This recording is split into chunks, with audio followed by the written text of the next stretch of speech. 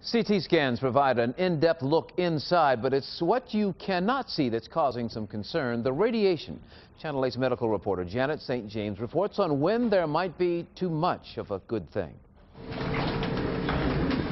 Fran Gosnell is basically homebound because of permanent internal injuries from cervical cancer treatment. Too much radiation, and it wasn't regulated as it should have been.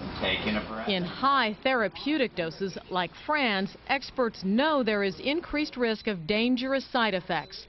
But now the FDA is investigating overdoses from diagnostic radiation, the same energy used in mammograms and x-rays. In Los Angeles, more than 300 patients suffered radiation poisoning after having CT scans. The effects won't show up for 20 years. I'm only 51. That means what? Can start having severe problems at age 70.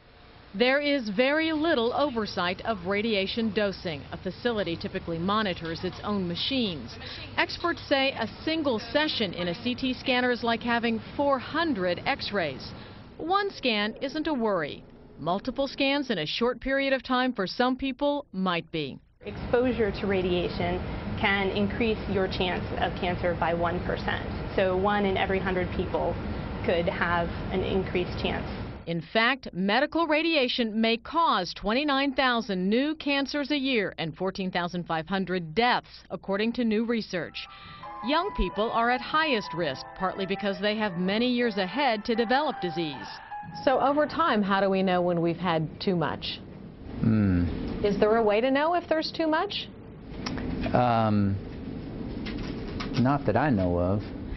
The best way to calculate even theoretical risks, say radiologists, is to compare medical imaging doses with the amount of radiation people soak up every day from the sun. A chest x-ray has the equivalent of 10 days of ordinary background radiation. A mammogram, 3 months. An abdominal CT scan is like 3 years. Despite that, radiologists say patients are often demanding. Radiation is always brought up, and you still have patients that insist on having an exam done. Because what they can't see won't hurt them.